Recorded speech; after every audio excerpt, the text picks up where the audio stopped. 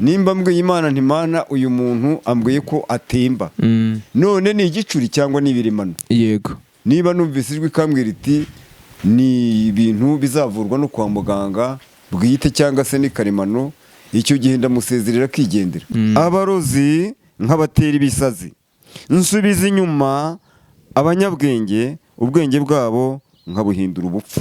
Yego.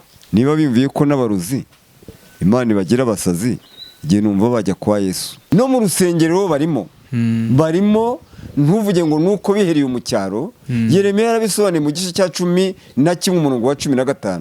Ni iyihe nama wagira urubyiruko ruri kuza ubu rugiye kubaho imibereho yo guhangana n'ibibi bakomoye kuri ba sekuruza n'ababyeyi babo, kandi hari iterambere n'icyerekezo kigana kuri Mesiya wacunguye iyo nyoko muntu harimo n'urubyiruko? Ijambo rivuze ngo va mu gihugu cy'iwanyu. Yego. Va mu gihugu. Yego. Haranditse ngo ntukagirire abantu babishyari, ngo kandi ntukifuze kubana nabo. Ntukagirire abantu babishyari. Yego. Kandi ntukifuze kubana nabo, kuko imitima yabitekereza kurenganya, kandi ururimi rwabo ruvuga ibyo kugira nabi. Arangira avuga ngo ubwenge nibwo bwubaka urugo, ngo kandi rukomezwa no kujijuka, ngo kumenya niko kuzuza muri rwo igiciro cyinshi n'iby'igikundiro. Arangira avuga ngo umunyabwenge arakomeye, ngo uzajye gusembura intambara ufite inama z'ubwenge. Aravuga ngo imigambi mibi niyo cyaha, ngo kandi umukobanyi n'umuziro mu bantu. Umukobanyi n'umuziro mu bantu. Byagufata nibyo. Yego. Wanabirwara.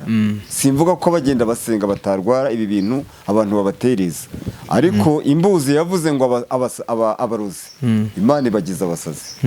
Sibyo? Nibajye mu Mana neza, nibaza no kwivuza bizatuma nyurwa nabyo.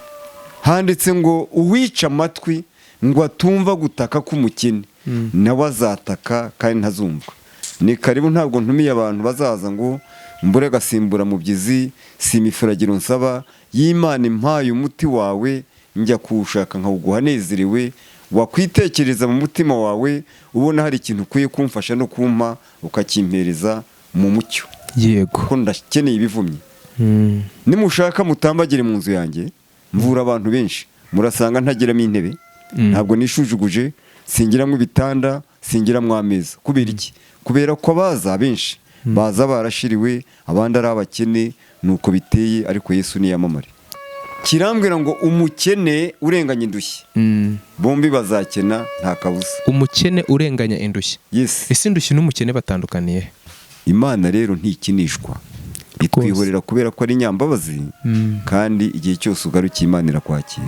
Niyo mpamvu iyo abantu baririya hirya bajya bansanga, hari abaza bafite indwara zikomeye zisaba ko mbitaho bari iruhande rwanjye. Yego. Hano mpafite inzu zigera muri 4, mbasha gucumbikira umuntu iminsi 2 cyangwa 3. Yego. Kugira ngo mwiteho. Hari nk'abantu baje bava, hari nk'abantu baje baribwa mu nda, hari nk'abantu baje bafite ubwo bumuga bwo mu mutwe, bikansaba ko baza hano. Niyo mpamvu nashatse ishusho kugira ngo abo bantu nibaza be kujya bahuzagurika. Yego. Ikindi cya kabiri, ntabwo nayihashyiriye kugira ngo mbe umuntu uzwi w'icyamamare cyane.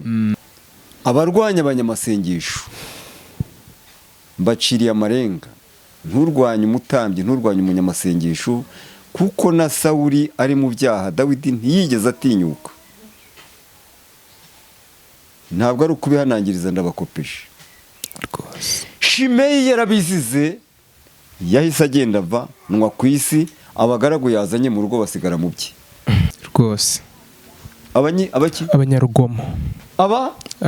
Abanyarugomo ntabwo bazongera kubaburabuza. Amen. Yego. Abo ni abasenga Imana rata babandi. Ntabwo abanyarugomo bazongera kubaburabuza. Niba Imana ivuye ibitega izabikiza, wigire mu nzu y'Imana, kuko abanyarugomo batazongera kukuburabuza. Niba bari barakuzingiye kunda, iyi ziruzingurwa ari kujye mu nzu y'Imana, kuko abanyarugomo batazongera kubaburabuza. Dore nkubwire ijambo natangije navuze ngo utegekesha abantu gukiranuka agatwara yubaha Imana, ngo wazahwana n'umuseke. Abayobozi nabo iyi nteruro bayumve, bategekesha abantu gukiranuka kandi batware bubaha Imana. Muraho neza abakurikiye Divya Family TV. Uyu munsi twakoze urugendo rudasanzwe rw'umugisha rwo kugana ahitwa Mubuga mu Bitaba mu gace ka Kagabiro, aho tunyuze ku cyapa cyiza cyane kigaragaza ibihabera. Twasuye umusaza muri kubona hano imbere ya kamera, azwiho kuvura, ndetse ntabwo ari uko abaturage cyangwa abantu batuye muri icyo gice babizi gusa, yarenze agace avukamo cyangwa se akoreramo uyu munsi, arenga intara n'akarere, ubu igihugu kiramuzi. Aga Network ishinzwe gukurikirana ibijyanye n'imivurire hakoreshejwe ibyaremwe cyangwa gakondo iramuzi, bamwita Muzehe Claude, avura ahumekewe n'Imana. Muraho neza? Muraho. Mukomere. Imana ibahe umugisha. Iduhane umugisha twese kandi tuwusangire. Yego. Twagize umugisha wo kuba mu gihugu cyiza ndetse kirimo ibimera twahawe n'Imana. Imana rero igihumekera abantu bamwe na bamwe mu bari ku isi ngo bahinduke inzira y'ibyayo, bakire indwara ndetse zananiranye, harimo n'izinanira abaganga babyize. Uyu munsi twakoze urugendo rwo kuza kugusura ngo tuganirire ku mbaraga z'iyo Mana ndetse no ku mikoranire yawe nayo, ndetse n'ingaruka bigira ku bantu Imana yiremeye. Mumeze mute mu mutima? Imana ibahe umugisha mwinshi wo kungenderera no kuntekerezaho. Yego. Icyo nibuka nuko abantu benshi bagiye babona ibiganiro byanjye, yaba Vision TV, yaba Impanuro TV, abanditse ngo umusaza marayika wibera mu ijuru. Uwo nguwo numva yaranyifurije n'umugisha, namwe Imana iwubahe. Amen. N'ikimenyimenyi no ku kinyamakuru Ukwezi ndiho, kubera ko hari umuntu twaganiriye w'ince za Rusizi yandika ibinyamakuru. Ubu niwe nyirabayazana watumye ahari imenyekana. Imana nawe ijye imutekerezamo umugisha. Imana mu mugisha cyane. Kaze rero ikiganiro tugiye gukorana, niteguye nanjye kubaha ibyo mwifuza kandi mu mucyo. Imana ibagirire neza. Amen. Turifuza ko dutangira iki kiganiro dushyira imbere y'Imana. Mbere yuko mbashyira imbere y'Imana, yego, ndabanza nsagiza abantu amagambo aboneka mu gitabo cya 2 cya Samweli igice cya 23. Yego. Ndahera ku murongo waho wa 2, haranditse ngo umwuka w'Uwiteka yavugiye muri jye, ijambo rye ryari ku rurimi rwanjye. Imana ya Isirayeli yaravuze, igitare cya Isirayeli yarabimbwiye iti, utegekesha abantu gukiranuka, agatwara yubaha Imana. Azahwana n'umuseke utambitse n'izuba rirashe, n'igitondo kitagira igicu, igihe ubwatsi bushya bwarukiye ku butaka, kubw'itangaze ry'umuhituko w'imvura. Yego. Ni koko inzu yanjye ntimeze ityo ku Mana, nyamara yasezeranye nanjye isezerano ridakuka, ritunganye muri bose kandi rikomeye koko, kuko ariyo gakiza kanjye rwose, kandi ririmo ibyo nifuza byose, nubwo itabikuza. Ngo ariko abatubaha Imana bose bazahwana n'amahwa asunikwa, kuko ntawe ushobora kuyafatisha intoki. Imana idufashe. Amen. Imana turengere cyane. Hano uriya murongo wa 2 urambwiye ngo umwuka w'Uwiteka yavugiye muri jye. Yego. Ni interuro. Nabasagize uyu munsi. Imana yavugiye muri jye irambwira ngo nguhaye impano yo guhishurirwa imiti. Amen. Ndabashimye cyane. Kadusenge. Yego.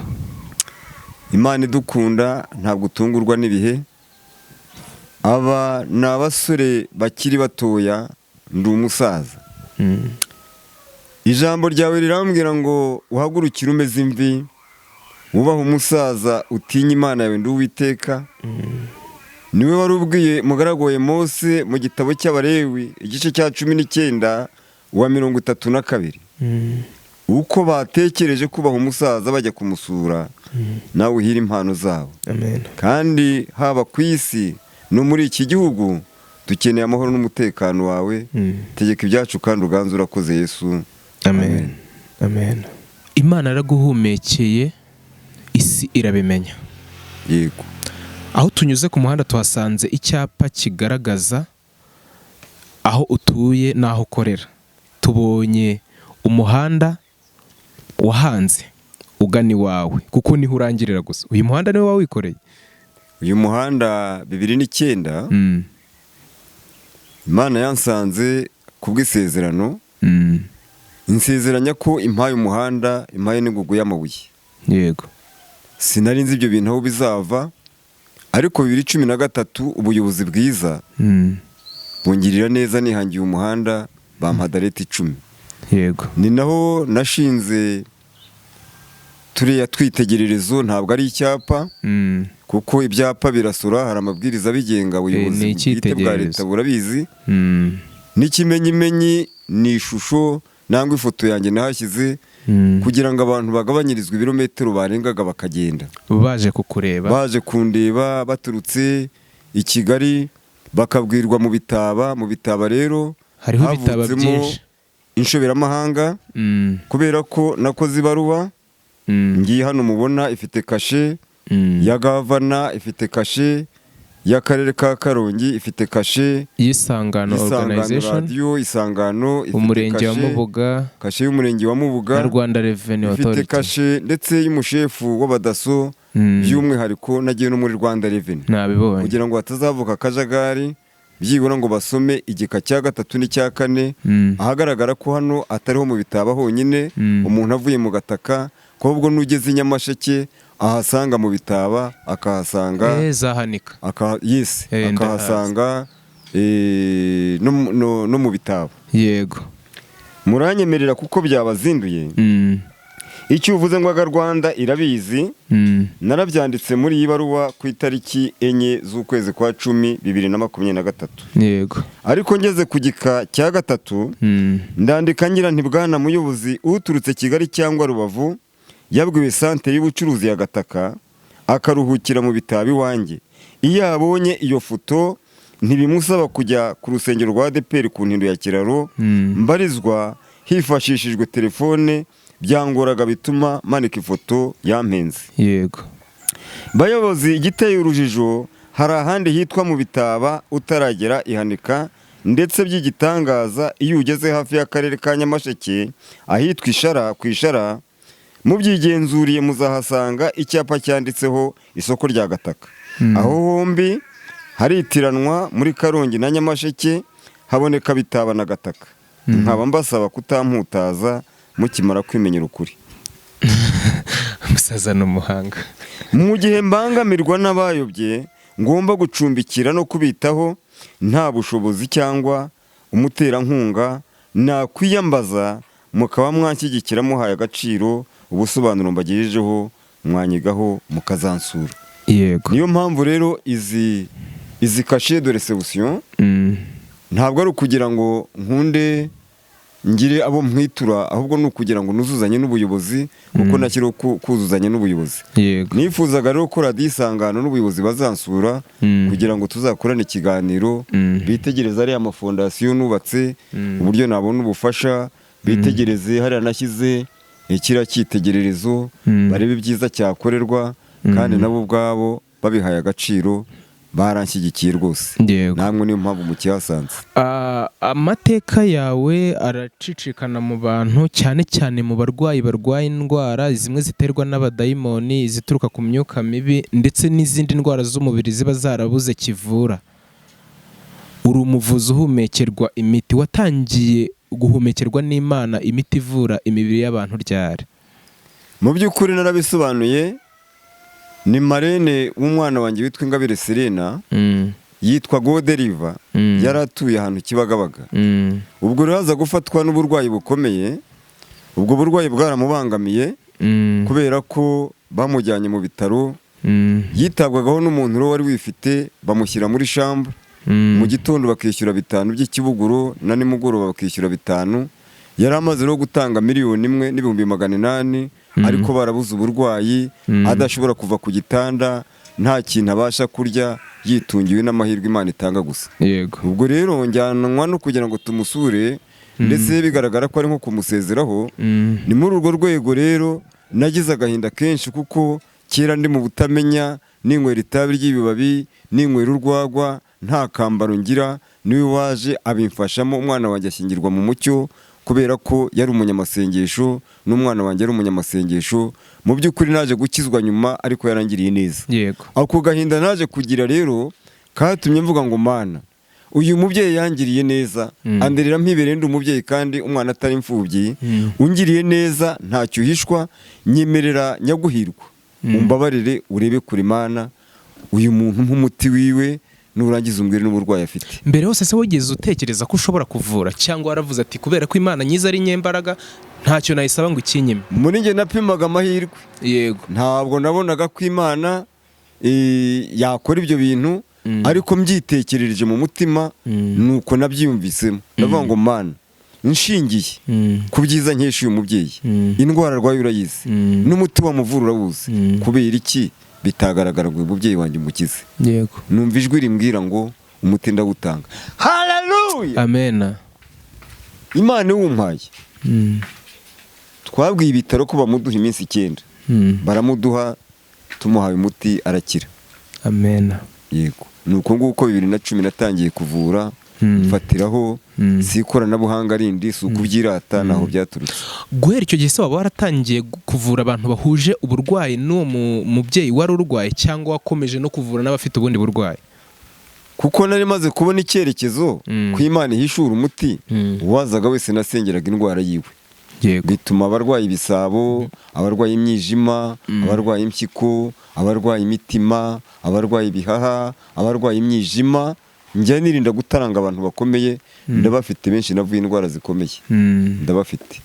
Bivuze ngo watangiye kuvura uvurisha amasengesho, umuntu yakugeragaho n'indwara arwaye ugasengera iyo Imana igatanga umuti. Yego, n'uyu munsi niko bimeze. N'uyu munsi wagumye muri uwo mujyo, ntiwawuvamo. Ese koko hari ibyatsi umuntu ashobora kwisiga cyangwa kunywa imbaraga z'abadayimoni zikamuvaho bidasabye kumwigisha ngo yizere? Nicyo nashaka kubaza. Icyiza rero, abo bantu, abo bavura nibo babatangira ubuhamya. Abo bavura, njyewe hano mfite abantu barenze byibura 500 bashobora kujya mu gihugu bagahagarara bakavuga bati nakize impyiko, nakize ibihaha, nakize umwijima, nakize abadayimoni, nakize. Ni benshi ndabafite bahagije, kandi mu by'ukuri ntabwo ari indarekwa. N'uyu munsi ndabereka umwe witwa Akimana Claudine, yari afite inda igihe aramutswe no kubyara, ayimaraho igihe kinini, babuze ibise byabuze, ibintu byose byanze. Hanyuma nyine wamubyaye ampamagaye, mubwira ikintu yiyambaza, Imana imbwiye ijwi ry'icyari cyo, birangira rero nako ari bubyivugire. Turi mu gihe cy'imvura, niyo mpamvu mubona twimuyeho gato aho twari turi kuganirira na muzehe. Yari arimo atubwira, twari tumubajije niba ibyaremwe cyangwa se ibimera n'ibituruka ku nyamaswa zaremwe n'Imana bishobora kwirukana imbaraga z'abadayimoni mu gihe uvurwa we bitamusabye gusenga. Kuko hari abantu bafite imyumvire yo kugira ibyo bisiga cyangwa se banywa mu gihe hari igihe bazengerejwe cyangwa babangamiwe n'imbaraga y'abadayimoni. Muze, ukurikije ubunararibonye n'igihe umaze muri ubu buvuzi uhumekerwamo n'Imana, ibyo bintu birakora? Nabivuze nti hari abari bwitangira amakuru y'indwara zitandukanye bagiye bakira, barimo Akimana, barimo Matoyo Tara mu nkambi, barimo Mawomba ho mu nkambi, barimo Sibomana wakize umutwe udakira, barimo Nyirahategeka Madalina. Numva baba bahagije ko mwabafataho ikiganiro. Yego, igihe cyose muzabonera akanya. Ntabwo natinda cyane ku bintu byitwa amavuta, kuko nanjye hari aho njya nyakoresha, ariko jyewe itandukaniro nuko Imana iba yayavuzeho. Kubw'ibyo rero ntandukanye cyane n'abo bantu, ntabwo ari ukubishongoraho, ahubwo jyewe ibyanjye bijyanye na Zaburi ya 89 umurongo wa 20 sinirwa mpasoma. Haranditse ngo cya gihe wabwiriye abakunzi bawe mu byo beretswe, uti mpaye umunyambaraga gufasha kwanjye. Arandika aravuga ngo nshyize hejuru watoranyijwe mu bantu, ngo mbonye umugaragu wanjye Dawidi musize amavuta yanjye yera, ikiganza cyanjye kizajya kibana nawe, ukuboko kwanjye kuzamukomeza. Ibisigaye hepfo abahanga nabo bazabyisomere kuko birahari. Yego, ariko ko aravuga ngo nzakubita abamwanga, ibintu byinshi nk'ibyo ngibyo. Yego, murakoze. Ubuvuzi ni kimwe mu bintu byazanywe n'ingaruka y'icyaha, kubera ko uburwayi nabwo bwazanywe n'icyaha. Imana rero yahisemo mu buryo bwayo bunogeye gufata umwanzuro wo kujya igira abayisunga abayizeye ikabakoresha ngo bahinduke ibikoresho byayo mu buryo bw'ubuvuzi hakire abendaga gupfa cyangwa bajengerejwe n'ingaruka z'icyaha. Uyu munsi urabikora.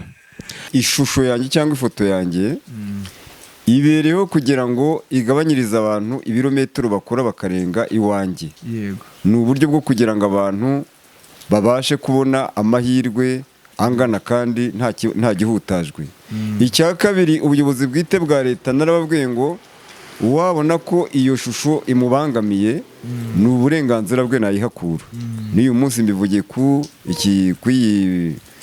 iyi televiziyo yanyu kugira ngo bashire impungenge. Rero niba haje umuntu akaza hano niho iwanjye, akaza hano aje kwivuza, nimba mbwiye Imana ntimana uyu muntu ambwiye ko atemba, none ni igicuri cyangwa ni ibiremano? Yego. Niba numvise ijwi ikambwira iti ni ibintu bizavurwa no kwa muganga bwite cyangwa se ni karemano, icyo gihe ndamusezerera akigendera. Ntabwo rero ntaho byahurira iby'imisoro, kuko ibijyanye n'impano si uko ari ubuyobe, si uko ntasora, ahubwo bansoresha bahereye kuki ko iyo umutima netawumpaye ku muntu, ubwo se bamenya ibyo ari biki. Nyine dusigaye twarageze mu isi y'iterambere aho n'amasengesho agurwa. Nyine iyo si tuyirimo, wowe urashaje. Abadukurikiye bibuke ko turi mu gice twise Youth and Adult Gospel Inspiration. Uyu mwanya rero ndashaka ko twinjira mu kiganiro cyacu cy'umunsi tukubaza ku isomo riboneka muri Bibiliya rivuga ngo kuko tudakirana n'abafite inyama n'amaraso n'umubiri, ahubwo dukirana n'imyuka mibi y'ahantu ho mu ijuru n'abatware n'abategeka b'isi. Aba badukurikiye kuri Divya Family TV bazi yuko hariho imbaraga zikomeye z'abadayimoni. Zimwe zishobora gutera uburwayi, zimwe zigatera abantu kugwa, zimwe zigatera abantu impinduka zikabageraho ari nyinshi.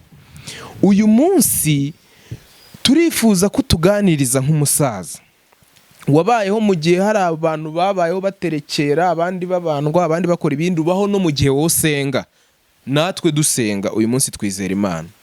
Uyu munsi rero turiho mu gihe dushobora kurwara, dushobora kugira ibibazo, dushobora kugira ibindi bintu biturutse ku mbaraga z'ikibi duhanganye nabyo. None warabonetse kugira ngo nanone Imana igukoreshe mu guhangana n'imbaraga z'ibibi. Ni iki watubwira ku mbaraga z'ahashize za kera abantu bashobora kuvuga ko zivura cyangwa zikora ibindi bintu? Ibyo ndabivuga nivuye inyuma, ndakuze. Yego. Mbere yuko ninjira mu byanditswe, ndabanza ntangarize abanyarwanda ko jyewe nigeze mpura n'imyuka mibi ijyanye no gukunda itabi, ijyanye no gukunda inzoga. Abari bamfiteho ububasha baterekereye nangwa se bagenje uko babyumva, bingiraho ingaruka, ngira inyatsi kuva 84 kugeza 94, imyaka 10 nayibayemo ntagira akambaro, umugore wanjye ateka isombe zitagira umunyu, nyamara nahoguriye inzoga enye. Ariko bigeze igihe cyiza Imana ishaka kumpamagara, njya mu nzozi, njya mwiyerekwa, inkura ku nzoga, inkura ku itabi. Ibyo kubisobanura byakomeza bigatinda, ariko mu buryo bw'inzozi nibwo ibyo byose byamvuyeho. Matayo hano igice cya 10 hasobanura uburyo Imana yahamagaye abantu yirukana abo badayimoni bagakuraho imyuka mibi. Niyo mpamvu abanyamasengesho turi ku isonga, nkangurira abanyamasengesho kurushaho guharanira ayo mahirwe niyo nsinzi. Icya kabiri ngiye kugutangariza, hano igitabo cyo kuva 15 ashaka gusobanura uburyo Imana yakoresheje Mose agahumanura amazi y'imarakurura. Umurongo wa nyuma wa 26 turavuga ngo nugira umwete wo kumvira Uwiteka Imana yawe n'uwo kwitondera amategeko yayo ngo utegeke uyu munsi, nta ndwara nzaguteza muzo nateje abanyegiputa, kuko ari Uwiteka ugukiza indwara. Yego. Umurongo uri hepfo uvuga Ezekiyeli 47 umurongo wa 12 uravuga ngo ku nkombe z'uwo mugezi hazamera igiti cyose kiribwa, cyera imbuto ziribwa, ngo amatunda yabyo ntabwo azabura, ngo bizajya byera uko ukwezi gutashye, ngo ibibabi byabyo bizaba umuti uvura, nayo amatunda aba ari ibyo kurya. Yego. aya magambo uko uyumvise hari abantu bapinga imiti gakondo, yego, niyo mpamvu mbivuze. Hano hirya hari amagambo aboneka ngo naratoranijwe, ni umurongo wa 20 kugeza 26 wa Zaburi ya 89. Niyo mpamvu ayo magambo nabanje kuyavuga. Ikindi cya kabiri, ntangira ikiganiro namwe twasomye igitabo cya kabiri cya Samweli igice cya 23. Ndababwira ngo ni iby'umuhamagaro, yego, niko nasomye mwabyiyumviye, si ngombwa kwirirwa nsubiramo. Ngo umwuka w'Uwiteka yavugiye muri nge, ijambo rye ryari ku rurimi rwanjye. yego, Niba yaravugiye muri nge, numva rwose mwanyurwa nabyo. amena. Yego. Mu gihe umaze kudusobanura yuko kera habayeho imbaraga zikomeye zakoreshaga abantu ibibi kubera ububata bwa Satani, ndetse Imana ikaza kurebera bya bugufi yuko ishobora gucungura abantu no kubakura muri ubwo bubata ikoresheje imbaraga yayo ndetse n'imbaraga z'ibyaremwe, uyu munsi hari abakecuru n'abasaza bakiziritse ku mbaraga bambariye mu mateka, bakomoye kuri ba sekuru babo nabo ubwabo, bakaba bari ku iherezo ry'urugendo rw'iby'ubu buzima, ariko bakazagaragara no kwirangira no kugaruka kw'Imana ubwayo bagiye mu ruhande rutanoze bitewe n'amahitamo yo guhitamo gukoreshwa n'imbaraga z'ikibi. Niyihe nama wagira abo basaza n'abakecuru bageze mu zabukuru bagikorana n'imyuka mibi y'abadayimoni kandi bageze no mu gihe kirangira ry'ubuzima bwabo bwa hano ku isi? Inama nabagira ndayisanga mu byanditswe, yego, njya nkunze kubikoresha. Ni Yesaya 44 n'umurongo wa 25 ndetse n'uwa 9 ndagusoma.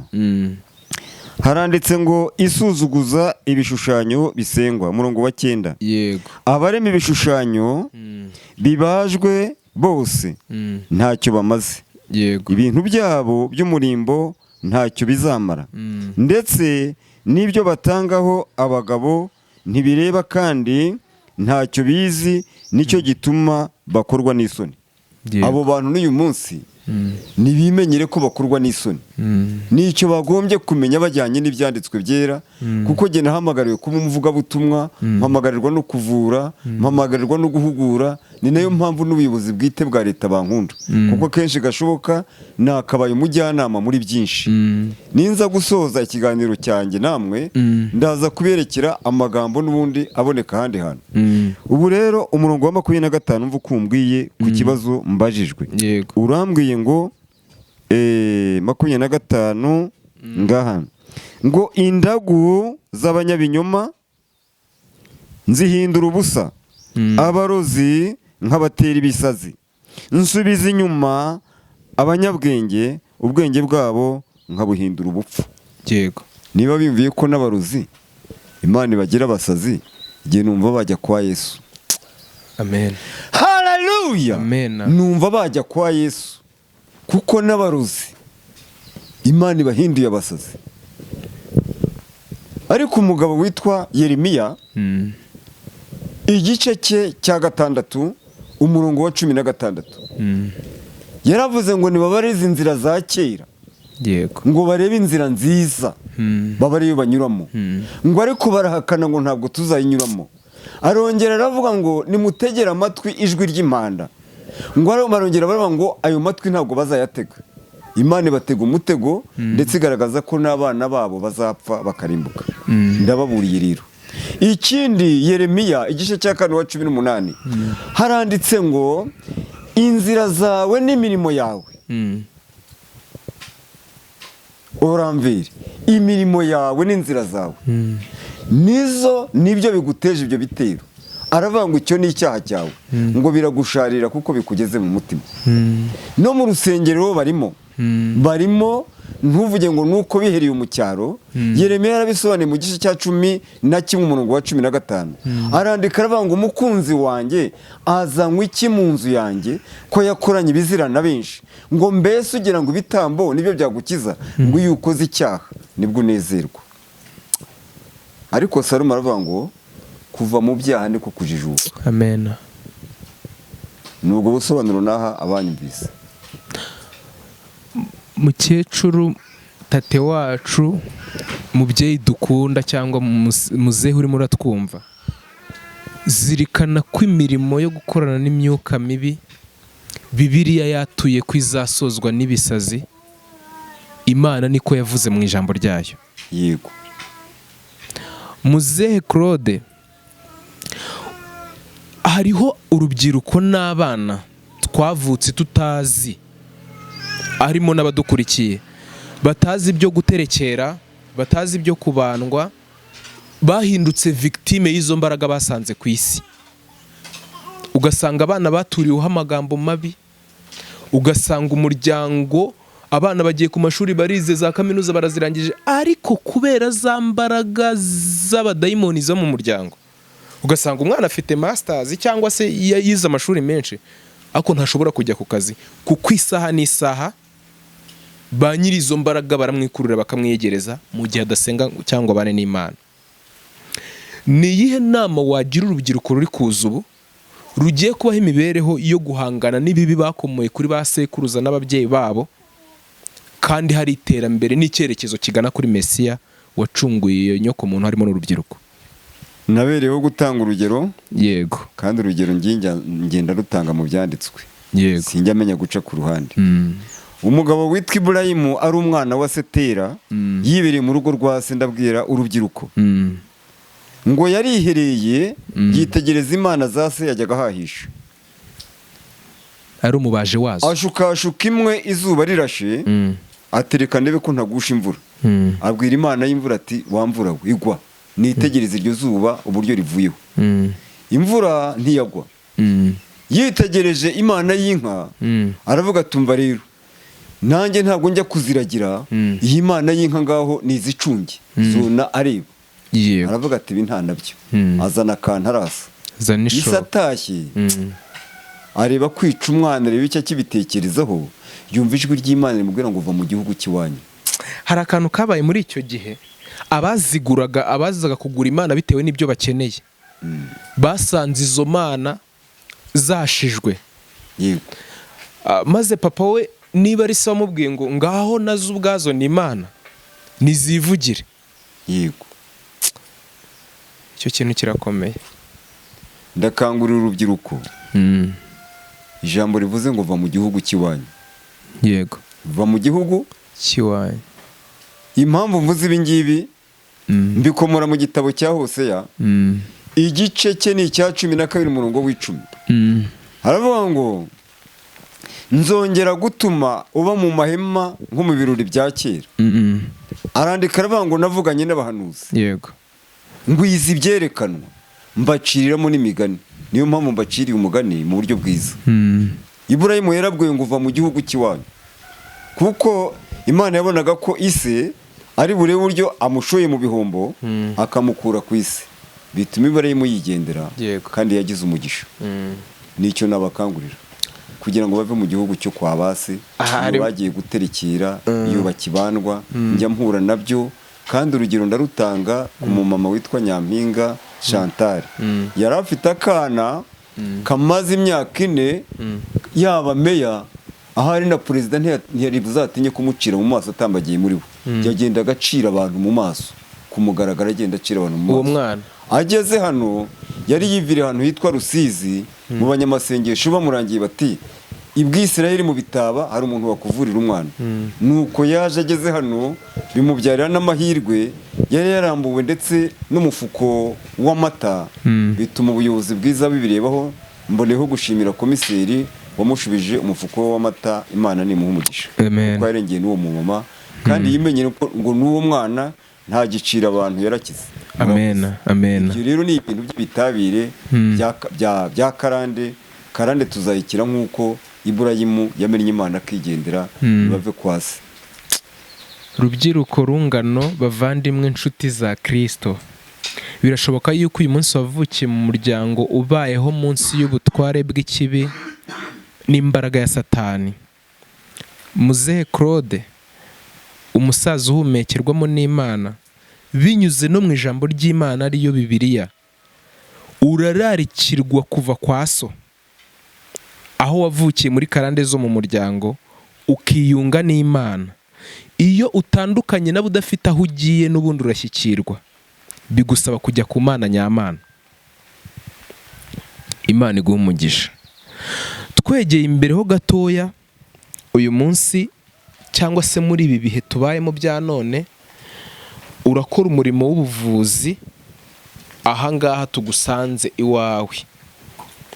Mbese hari ukuntu abantu basigaye bajya kwivuza, twebwe dukoresha mitiweli, hari abo ufata ugataransifera ukavuga ati Imana imbwiye ko ubu buvuzi bwawe kwa muganga bishoboka, niko bijya bigenda. Yego? Hari n'abo uvuga uti izi ni imbaraga z'abadayimoni, hamwe ngo usengere Imana iraduha umuti. Hari abavuzi rero bahabwa impano n'Imana z'ubuntu zitagurwa binyuze mu kitasabye amafaranga. Yasenze Imana ikamuhishurira ngo iki giti bacyita umwenya, iki ngiki ni umusave, cyangwa iki ni ikibonobono, nk'uko nabonye hari ibiti bivura bigiye bihinze hano hatuzengurutse. Ugasanga kubera yuko azi ko yananiwe cyangwa se agifite imbaraga, akamubwira turampa 200,000. Buriya nibyo byabaye ku mugore wari umaze imyaka myinshi ava. Hari umumama wavuriwe hano nawe nabonye, wahoze amakuru mfite, wahoraga ava, yaje kwivuriza hano, yaranakize, arashima Imana kandi amerewe neza. Uriya mugore wo muri Bibiliya nawe ngo yari yaciye ahantu hose bamubwira ko bamuvura bose bakamuca amafaranga, bigeze ubwo imbaraga zimushiramo ahinduka umwiyahuzi, kuko kugira ngo afate urugendo rwerekera aho Yesu ari no mu mihango byari bibujijwe mu mateka ya kera, yuko uwo mugore uhumanya agera mu bantu, bimusaba iki kimeze nko kwifatira icyuma ku muhogo, ahitamo gusanga Kristo. Ese hano naho birashoboka ko hari abantu bahagera bakananirwa kuvurwa cyangwa se ntibavurwe bitewe nuko nta mikoro cyangwa amafaranga bafite? Kabazo keza k'amatsiko. Yego. Ariko ntabwo ndi busimbuke icy'urubyiruko kuko byabazinduye kugira ngo duhugurane. Yego. Burya rero abubatsi ngo bazi igitabo cy'imigani 24. Yego. Haranditse ngo ntukagirire abantu babishyari, ngo kandi ntukifuze kubana nabo. Ntukagirire abantu babishyari. Yego. Kandi ntukifuze kubana nabo, kuko imitima yabo itekereza kurenganya, kandi ururimi rwabo ruvuga ibyo kugira nabi. Arangirira avuga ngo ubwenge nibwo bwubaka urugo, ngo kandi rukomezwa no kujijuka, ngo kumenya niko kuzuza muri rwo igiciro cyinshi n'iby'igikundiro. Arangirira avuga ngo umunyabwenge arakomeye, ngo uzajye gusembura intambara ufite inama z'ubwenge. Buretse dutindemo, uzajye gusembura intambara ufite inama z'ubwenge, kandi ntukagirire ishyari ababi. Yego.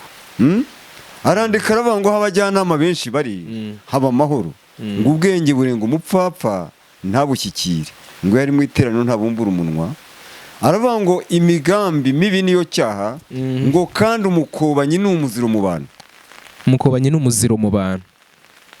Ushobora kujya kwivuza bakagukoba. Ubuze mitiweli bagukoba. Iri mu nshingano n'umusanzu wa buri munyarwanda wese. Yego. Ndakangurira abantu gutanga mitiweli, kuko nuwaza hano atangiritse ko yivuje kenshi gashoboka ntabwo mwakira. Nakira abantu bagiye kwa muganga, CHK, CHIB, Roi Faisal, iyo ngiye uzandera, yaragiye no kwa Bambitse, aho hose yaragezeho kwa Sarongo, abo bose bageze iyo ngiyo. Iyo bageze hano ni kwa Karuhura. Niyo mpamvu habonetse ifoto itari ukwiyamamaza, ahubwo ari ifoto irangira abantu aho bahagarara badakoze urugendo rurerure. Kandi nkururujije mu buyobozi, mbagaragariza neza yuko nkoresha imiti nahishuriwe. Ingingo mbajije rero, mbere yuko dutaruka iki gikumbajije, suko ntabyumvise, ndacyabwira urubyiruko. Urubyiruko kuva kwa tera, kuva mu gihugu cy'iwabo ntibihagije. Ni imigani 3 n'ubundi. Haranditse ngo imibanire y'Imana uko ikwiriye kumera. Mwana wanjye, ntukibagirwe ibyigisho byanjye, ahubwo umutima wawe ukomeza amategeko yanjye, kuko bizakungura imyaka myinshi y'ubugingo bwawe, ukazarama ndetse ukagira n'amahoro. Imbabazi n'umurava bye kukuvaho, ubyambare mu ijosi ubyandike ku nkingi z'umutima wawe nibwo uzagira umugisha n'ubwenge nyakuri mu maso y'Imana n'abantu. Wiringira Uwiteka n'umutima wawe wose, we kwishingikiriza ku buhanga bwawe, uhora umwemera mu migendere yawe yose, nawe azajya kuyobora inzira unyuramo. Ntiwishime ubwenge bwawe, ujye wubaha Uwiteka kandi uve mu byaha, bizatera umubiri wawe kuba mutaraga, ukagira imisukuro mu magufa yawe. Amen. Wubahisha Uwiteka ubutunzi bwawe n'umuganura w'ibyo wunguka byose, nibwo ibigega byawe bizuzuzwa kandi imivure yawe izasendera imitobe. Ubundi kubahisha, arongera arandika aravuga ngo mwana wanjye ntuhinyure igihano cy'Uwiteka kandi ntiwinubire yuko yagucyashye, kuko Uwiteka acyaha uwo akunda nk'uko umubyeyi acyaha umwana we yishimira. Byagufata nibyo, yego, wanabirwara. Simvuga ko bagenda basenga batarwara ibi bintu abantu babatereza, ariko imbuzi yavuze ngo abarozi Imana ibagize abasazi, sibyo? Nibajye mu Mana neza, nibaza no kwivuza bizatuma nyurwa nabyo. Ndagira ngo nsubize igisubizo. Utarageraho hari akantu gatoya kinjiriye mu ntekerezo zanjye kanyuze muri Bibiliya. Yego. Ndashaka kumenya ku kintu bita isomo, umurongo dusomeye uvuga ngo kubahisha Uwiteka ubutunzi bwawe. Yego. No kutinubira igihano cy'Uwiteka. Kuri ako kabanza kavuga kubahisha Uwiteka ubutunzi bwawe, hari abantu benshi bifashisha iyo mvugo, harimo n'aba bandi tutagirira ishyari, Bibiliya yatubujije kugirira ishyari, bashobora bakoresha izo mvugo bayobya rubanda giseseka, wenda badasobanukiwe cyane n'ibyo bakamana gusumbyaho, bakababwira bati twebwe tukorera Imana, ariko Imana niba twakoze gutya twarabisengeye, umwe muri mu kazi mwari muri ibi ngibi, none mutanga ituro. Imana yashyizeho umurongo aho dusengera cyangwa se aho duteranira, cyangwa se Imana ubwayo bwo gutanga icya 10 no gutura amaturo mu gihe tunyuzwe n'iby'Imana idukoreye mu by'ubuzima. Iyo tugeze ku ngingo rero ivuga ibyo kutinubira igihano cy'Imana, Imana y'ubwayo niyo yivugiye ngo abo nkunda ndabacyaha nkabahana ibihano. Hari igihe ingaruka z'icyaha zitugeza, cyangwa se igihano cy'Imana kidukebura kitugezaho twebwe ubwacu dushobora kwinubira Imana. Umuntu akoze icyaha cyangwa yakoze amakosa, hari n'ibyo twasezeraniye muri ba sogokuruza ngo bizababarwaho n'urubyaro rwabo aribo batwebwe, tukaba tugerwaho ingaruka z'icyaha binyuze mu gihano Imana yatanze, tukijujuta tukivovota. Rimwe na rimwe abenshi binubiye ingaruka z'ibyaha bakoze, bakayoboka imyuka mibi y'abadayimoni, bibwira ko bari mu nzira zo kwivuza no gukira no kujya kure y'igihano cy'Imana. Nicyo bavuga kuri izo ngingo mbere yuko twinjira aho ngaho. Ndabanza nsubize icya mbere, nubwo ureba nshaje ndasobanutse. Amen. Wambajije ibijyanye n'abantu baza kwivuza nta bushobozi. Yego. Ubwo rero tutagishubije twaba twagiye ahandi hantu. Nako ka kabiri nako uranyibutsa ndashaje ndakavugaho. Ndakwibutsa. Yego. Yego. Buriya ndahantu bita i Kigali, i Kabuga, hari ingingo nabwiye abantu bose ijyanye n'ibyanditswe byera mu gitabo cy'Abaheburayo 13:16, haranditse ngo kugira neza no kugira ubuntu ntimukabyirengagize, kuko ibitambo bisa bityo binezeza Imana. Ndangije ndavuga ngo Imigani igice cya 15 umurongo w'10, haravuga ngo umuntu wiyobagiza ahanishwa igihano kibabaza, kandi uwanga gucyaha azapfa. Yego. Icya kabiri naje kuvuga muri icyo gice ni umurongo wa 15 igice cya 15, haravuga ngo iminsi y'umunyamubabaro yose ni mibi, ngo ariko umutima unezerewe uhora mu birori. Amen. Umurongo wa 16 ukavuga ngo uduki turimo kubaha Uwiteka turuta byinshi biri mu impagarara. Rwose abo bantu baza rero bajyanye n'Imigani 21 umurongo wa 13. Bibiliya iri muri nge, handitse ngo uwica amatwi ngo atumva gutaka k'umukene nawe azataka kandi ntazumva. Ni karibu, ntabwo ntumiye abantu bazaza ngo mbure agasimbura mubyizi, si imifuragiro nsaba, y'Imana impaye umuti wawe, njya kuwushaka nkawuguha nezerewe, wakwitekereza mu mutima wawe ubona hari ikintu ukwiye kumfasha no kumpa ukakimpereza mu mucyo. Yego. Kuko ndakeneye ibivumye. Nimushaka mutambagire mu nzu yanjye, mvura abantu benshi, murasanga ntageramo intebe, ntabwo nishujuguje, singiramo ibitanda, singiramo ameza. Kubera iki? Kubera ko abaza benshi baza barashiriwe, abandi ari abakene, nuko biteye, ariko Yesu niyamamare. Amen. Ikibazo rero warumbajije kijyanye ni kijyanye no guhimbarisha Imana ubutunzi bwacu. Biriya rero by'abantu babasha guturisha ku giti cyabo, ibyo mbihariye abayobozi b'amatorero, nibo bazagenzura abakristo babo bakamenya ese koko uwo muntu ni ukwihahira, ese uwo muntu tugomba no guhugurwa.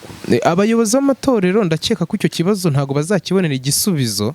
Impamvu mbikubwira ni uko hari abapasiteri benshi tumaze iminsi tuganira, ibyo biri gukora abiswe ko bahawe indi mbaraga y'Imana isumbuye yari isanzwe iri gukora, yewe basohoka no mu matorero bajya kuba ukwabo hanze y'amatorero, ariko bakomeza kuba abakozi b'Imana. Ngira ngo wanyumvishe kuri iyo ngingo. Nabyumvise. Yego. Bibiliya yarambwiye ngo witandukanya n'abandi abafite icyararikiye. Ya, urakoze cyane. Siko numva Bibiliya windusha. Abakorera ibyararikiye. Sibyo? Ubwo yitandukanije n'abandi. Sibyo? Ariko indamu mbi nta kimara. Aka kabiri ka icya kabiri. Yego. Kirambwira ngo umukene urenganya indushyi. Bombi bazakena nta kabuza. Umukene urenganya indushyi. Yes. Ese indushyi n'umukene batandukaniye? Ubundi umukene nuko abanyarwanda babyiyitirira. Ubundi umukene n'umuntu wari ufite nk'imodoka, akavuga ati giyewe narakennye. Wakennye iki? Nari mfite imodoka. Urebye rero muri rusange iyo nyito abanyarwanda nta handi twabijyana.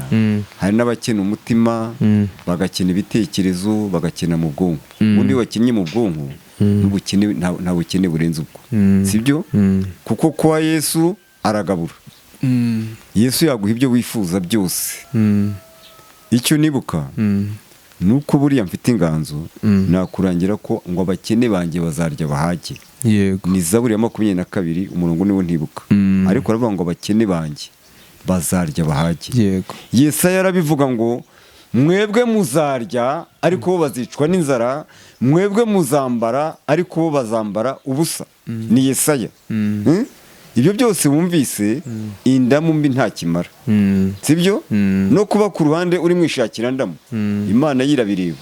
Hari mu gatabo kanyu k'abakristo k'umugabo bita John Bunyan kitwa Umugenzi, cyangwa se mu Kristo, harimo umugabo bita mwishakira ndamu. Ni umugabo washatse gukorera Imana ariko adasize iby'isi, ndetse uruhande rwe rw'iby'iyobokamana akaruvanga n'uruhande rwo guhirimbanira kugirirwa icyizere kugira ngo yikurureho iby'isi yari akeneye. Ariko Bibiliya yo yakuye inzira ku murima iravuga ngo biragoye ko umutunzi yakwinjira mu bwami bw'Imana, cyane cyane ubibonye mu nzira mbi.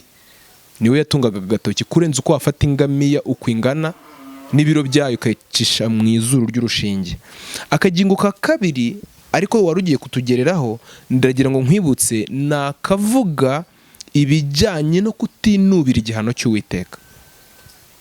Yego, niko nakwibutsaga kugira ngo nako katubwireho, kuko hari abantu benshi bagerwaho ingaruka z'icyaha z'ibyo bishoyemo, ubwabyo kubabazwa n'ibyo bintu bigatuma barushaho kujya kure y'Imana kurenza uko bagaciye bugufi ngo basabe Imana imbabazi ibabarire bagaruke mu murongo wa nyawo. Kandi twarasomye isomo rivuga yuko Imana abikunda ibacyaha ikanabahana. Yego. Yego. Ntabwo ndi burenge cyane kuko nakurikiye icyo mwambajije. Umugabo witwa Hagayi, igitabo cya Hagayi, yaravuze ngo biyubakira inzu z'ibitabashwa, ngo nabwo urusengero rw'Imana bakaruhindura iki? Umusaka. Ngo niyo mpamvu babibye byinshi basarura bikeya, ngo kandi n'ukorera ibihembo abishyira mu ruhago rutobotse. Yego. Ayo magambo arahari mu gitabo cy'umugabo witwa Hagayi.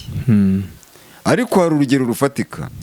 Umugabo witwa Maraki yaravuze ngo nimunzanire amaturo na kimwe mu 10 mubingeragereshe ngo murebe ngo ndabagomorera imigisha mukaburaho muyikwiza.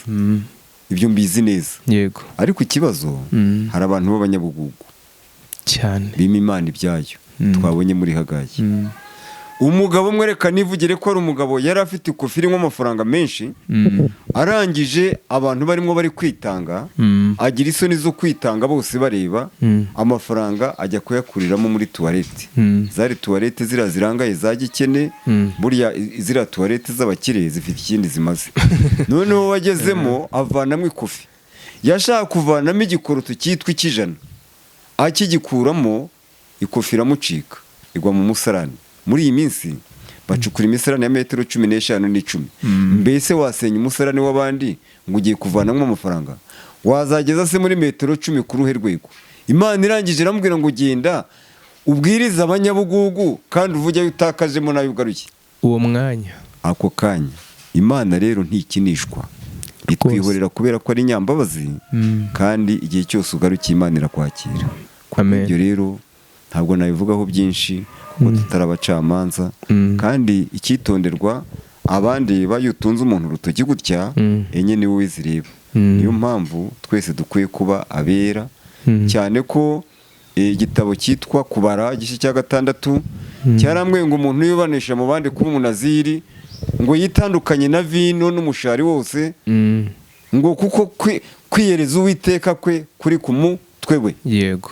Ngo ahora ari uwera. Muze urakoze cyane. Yego. Urakoze, Imana igumugisha. Tuzangire. Hari n'umubyeyi turi kumwe nawe hano,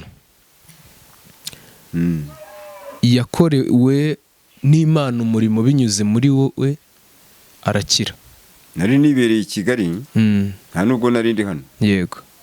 Wari umuriho iruhande rwiwe, ampamagara ambwira ati inda ya kanaka yazamutse igeze mu mutima. Imana irambwira ngo ni igitero cy'abadayimoni bagira ngo apfe. Yego. Imbwira umutima ubwira nyina ntijya yihireye, ubushake ari bubyivugire.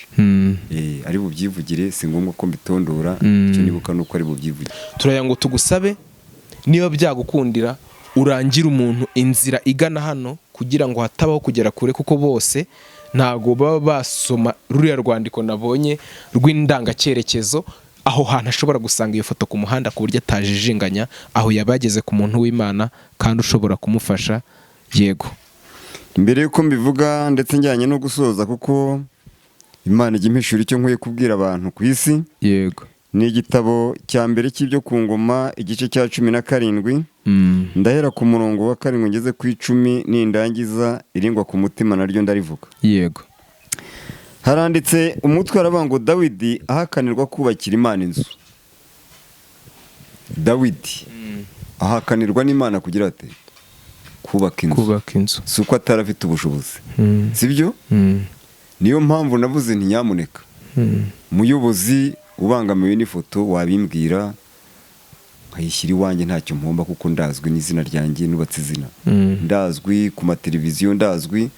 Niyo mpamvu abenshi iyo bageze mu bavuzi banyiyitirira, basanga atari ngewe, bigatera rwa rujijo bakampamagara. Yego. Ikindi ntari nagatunga telefone igezweho, hari nimero zajyaga zifashishwa. Ibyo bituma rero habaho ibiganiro bitandukanye kugira ngo telefone yanjye igaragarire abantu bose. Yego. Ni 0788899662. Yego. 0788899662. Turanabyandika abantu badukurikiye muri kuzibona hasi. Hanyuma yego, ni 0726106014. Yego. Icyo cyonyine ni icyerekezo gihagije. Yego. Impamvu nyamukuru nuko nagombye kuba ndi ahantu bita Irunda Igihara, hafi yo kwa Musenyeri mu nzu za Mugabe. Mfitemo umuryango wa 14. Ngize umugisha bakumva iki kiganiro, nararwaye ndarwaza, ubu ntabwo nshobora kujya mu modoka nkora urugendo rurerure, bitumye maze ukwezi hariho n'imiti yanjye ishobora kuba yaraboreyeyo, nubwo ibikonseri bye neza idashobora kwangirika, ariko murebye kure si ibihombo, ahubwo ni igihe cyanjye. Yego. Icya kabiri, hari igihe gishoboka ko nasubira i Gisozi aho bari banzi neza, cyangwa nkajya ahantu bita Zindiro aho nahishuriwe hariya mwita Kimironko. Yego. Aho ngaho nshobora kujyayo, si igitangaza. Kubw'ibyo rero sinahita ndambya cyane ku ishusho yanjye, kubera ko kurambiriza ku ishusho nta kindi bitanze, si icyapa ngo kugira ngo bakunde bamenye cyangwa amenyekane kuko ndazwi. Ni nayo mpamvu negera ubuyobozi, nkora ibaruwa kugira ngo ntagire icyo mbangamira, wumva mfite heritage ansobanurire hakiri kare. Yego. Negera na Rwanda Revenue ngo bimenyere ko ari umuganga ariko uhishurirwa imiti, atari icyapa cy'ubucuruzi, atari icyapa cy'ubucuruzi. Kuko kibaye cy'ubucuruzi, naba mfite aho ndangura imiti nkaza nkayiha abantu, naba mfite aho ndanguza imiti, cyangwa ufite uruganda rwawe nyine, sibyo? Ukaba wansangana amacupa, ukansangana etajeri, ugasanga abantu bahawe. Muri iyi minsi mu gihe utarakora urugendo rwerekera ahandi, umaze kuduha nimero ya telefone, umuntu ashobora kuguhamagara afite ikibazo cy'ubuzima bwe butari kugenda neza, ukamusengera kandi ukamufasha gusubira kongera kuvugana n'Imana cyangwa agakorerwamo n'Imana. Ariko uyu munsi aho twagusanze ni hano mu Bitaba. Yego. Mu Bitaba, reka ngufashe kuranga. Iyo uturutse mu mujyi wa Karongi ugana hitwa ku Mubuga, ni mu karere kamwe. Iyo ugeze ahantu bita mu Gataka kuri kiraro, ushobora kuviramo kuri icyo kiraro. Yego. Cyangwa se ukabwira umushoferi ugutwaye ati ngiyewe ndi kujya kwa muganga Claude, abantu benshi barakuzi. Ariko uviremo kuri icyo kiraro kiri hagati ya Mubuga na Gataka, umuturage wese n'umwana muto wabaza yahita kwereka umuhanda wahawe ujya iwawe. Yego. Imana iguhe umugisha. Kubw'ibyo rero nari nkibisobanura nyine. Niyo mpamvu iyo abantu bari iriya hirya bajya bansanga, hari abaza bafite indwara zikomeye zisaba ko mbitaho bari iruhande rwanjye. Yego. Hano mpafite inzu zigera muri 4, mbasha gucumbikira umuntu iminsi 2 cyangwa 3. Yego. Kugira ngo mwiteho. Hari nk'abantu baje bava, hari nk'abantu baje baribwa mu nda, hari nk'abantu baje bafite ubwo bumuga bwo mu mutwe, bikansaba ko baza hano. Niyo mpamvu nashatse ishusho kugira ngo abo bantu nibaza be kujya bahuzagurika. Yego. Ikindi cya kabiri, ntabwo nayihashyiriye kugira ngo mbe umuntu uzwi w'icyamamare cyane, cyangwa ngire abo nabangamira, oya. Ahubwo hari amagambo nshaka gusoma. Yego. Nindangiza ndayavugaho tunasoze. Yego. Ni Dawidi ngo yarahakaniwe kubakira Imana inzu. Yego. Hari iby'Imana ihakana rwose, hakaba n'ibyishyigikira, kandi mu bitekerezo by'abantu bumvaga ibyo bintu ari byiza. Yes. Dawidi yari yibitsemo ishyaka ryo kubakira Imana inzu. Yego. Byari bimurimo, ntabwo yari mu magambo make yari akeneye kubaka urusengero. Yes. Byari bimurimo. Imana irangije iramwitegereza, irebye umutima gusa, iravuga ngo Dawidi we, si wowe basi umuhungu wawe uzanyubakira inzu, ahubwo umuhungu wawe uwo nguwo niwe mpaye kuzanyubakira inzu. Niwe ufite umutima uzaba ufite umutima uhuye, kandi no mwirage nguhaye ntihazabura n'umunsi warimo umwana wawe wicara ku ntebe y'ubwami. Rwose irabimusezeranya. Mu gihe gikwiye Salomo abayeho ari akana gatoya, bamugirira ishyari n'ikimenyimenyi. Dawidi yaje guhunga, umuhungu we Abusalomu amumereye nabi, ngo bituma mu kwigendera, ngo yakotoya ku mugezi gutyo, uwitwaga Shime yari hakurya yawo, ngo aravuga ngo ubundi iriya ntumbi y'umwicanyi. Abari kumwe nawe baramubwira bati watubabariye kariya kantu tukagakuraho. Aravuga ngo nimureka nyitukire, ngo kuko Uwiteka yamungabije. nicyo gihe cye. Hari abantu batajya batinya kunsuzugura, kandi ndi umuganga w'umunyacyubahiro. Ibyo ntibibatera isoni, bakandeba ngo agasaza k'uruhara, ngo intekamutwe, ibintu nk'ibyo. Nyamara abo ubuhamya byagiriye neza baracyanyifuriza amahirwe n'amavuta y'Imana. Imana iguhe umugisha. Hari abantu nyine bagenda bakumira iby'Imana yashyizeho, nyamara Imana ifite icyerekezo cyayo kuri iki. Rwose munyumve neza Banyarwanda, munyumve neza abayobozi, munyumve neza abantu mwivuza. Shimeyi abaho, nyamara yaratutse umwami, abaho yaramusuzuguye, abaho bose babizi ko yasuzuguye Dawidi umwami. Ariko umunsi w'iragi abwira Salomo ati kanaka yangenje gutya muhure hakiri kare, ngo ariko imvi zanjye ntizizajye ikuzimu ntacyo urabwira Shimeyi. yego. Atuma kuri Shimeyi aramubwira ngo Shimeyi we wiyubakira inzu, agatima karatuza kuko yarazi ko bari bumwice bamuha ibyo yakoze. Ugenda uyibemo 2 gatatu, ngo ariko umunsi warenze umugezi Kidironi no gupfa uzapfa.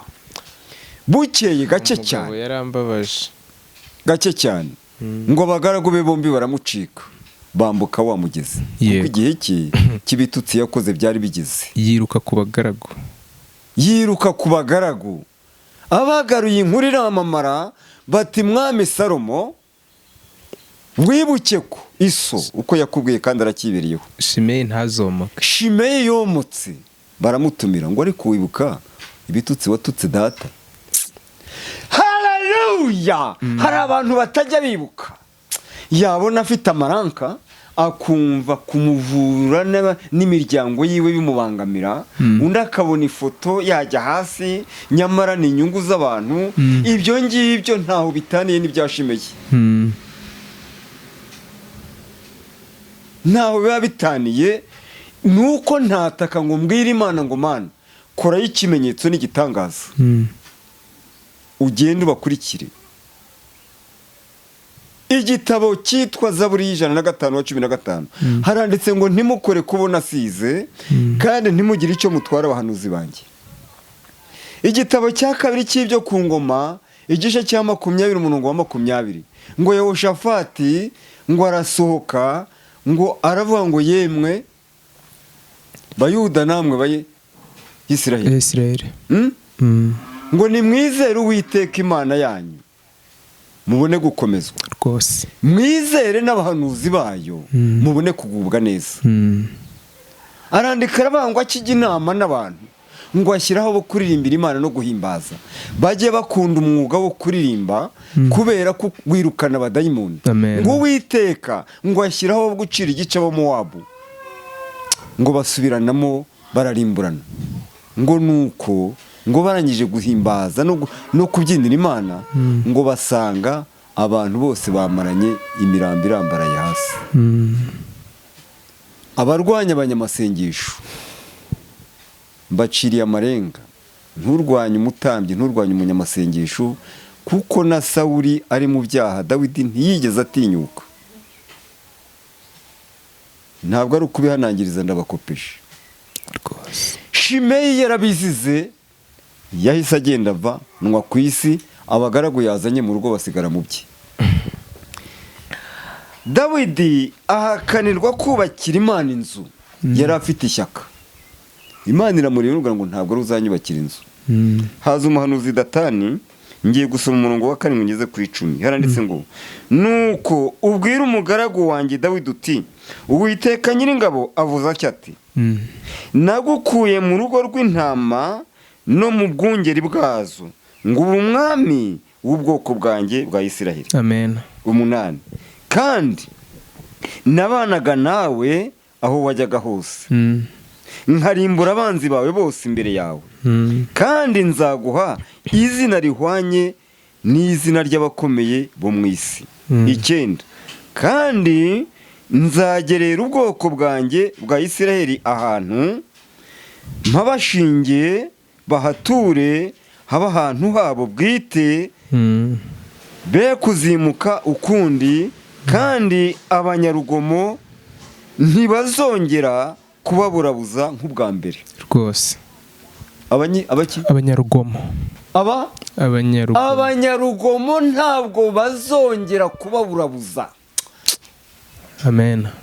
Yego, abo ni abasenga Imana rata babandi. Ntabwo abanyarugomo bazongera kubaburabuza. Niba Imana ivuye ibitega izabikiza, wigire mu nzu y'Imana, kuko abanyarugomo batazongera kukuburabuza. Niba bari barakuzingiye kunda, iyi ziru zingurwa ari kujye mu nzu y'Imana, kuko abanyarugomo batazongera kubaburabuza. Dore nkubwire ijambo natangije navuze ngo utegekesha abantu gukiranuka agatwara yubaha Imana, ngo wazahwana n'umuseke. Abayobozi nabo iyi nteruro bayumve, bategekesha abantu gukiranuka kandi batware bubaha Imana.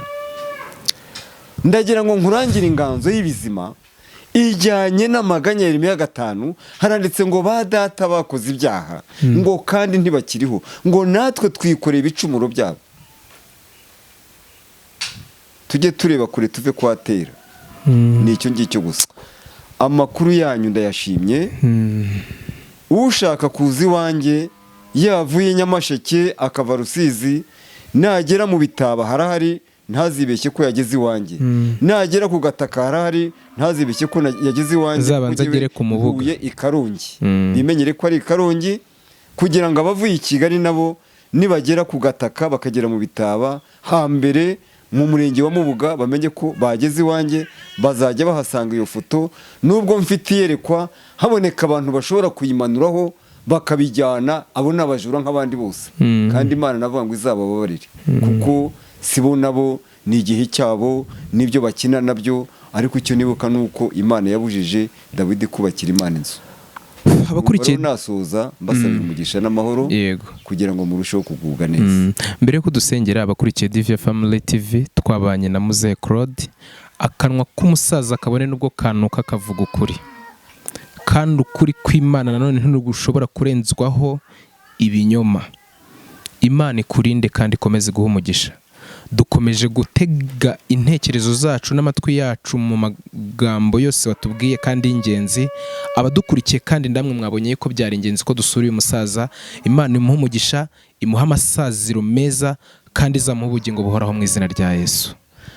Wadusengera? Nagira ngo nsoze nshimira meya w'akarere ka Karongi Mukarutezi Vestina, nshimira radiyo Isangano bamfiteho umugambi wo kuzaza kunganiriza, nshimira umuyobozi w'umurenge wanjye wumvise irindi ku mutima ndetse nkaba nzi neza ko yabanshyigikiye. Nshimira ubuyobozi bwa polisi ndetse na RIB Igishyita kuko nabo bajya bafata amakuru bakamba hafi. Numva rero ntabura gushimira ubuyobozi bwiza mfite haba mu kagari. Nshimira kandi abantu bagiye batanga ubuhamya. Nshimira n'abafite ibi binyamakuru kugira ngo nibamba hafi abantu basobanukirwe. Numva rero wese akwiye kwamamara. Mu gihe gikwiye nzabaha witwa Nyirahategekimana Madalina, mbaha Imana Claudina, mbahe uwo mubyeyi witwa Nyampinga wari ufite akana kaciraga abantu, mbahe umugabo witwa Sibomana wakize umutwe udakira, mbahe umuntu witwa Toyota wari urwaye kuva, mbahe kandi uwitwa Mawombe Dina nawe yararwaye uburwayi bukomeye cyane. Ni benshi nabaha barahari kugira ngo namwe ibyo mugiye kwamamaza bibi by'umumaro. Amen. Rero ngiye gusenga Imana kugira ngo mubone uko muganiriza abo bantu. Ndabona hari babiri ahari ntibabura icyo babagezaho ku byiza bakorewe. Imana inkoresheje, Imana ibafashe. Amen, amen. Kandi Imana yacu urivugiye ngo abanyarugomo ntago bazongera kutuburabuza. Rinda umutekano w'igihugu cyacu. Amen. Umutekano w'igihugu cyacu urinde abanyarugomo be kuza kutuburabuza. Kandi no mu imivurire undinda abamburabuza. Cyane cyane Mana umvaneho imyuka mibi. Ab'imigambi mibisha ubakumire kandi ujye undindira izamu. N'aba bose Mana babona amahoro yawe. Tegeka ibyacu kandi uganze urakoze Yesu. Amen.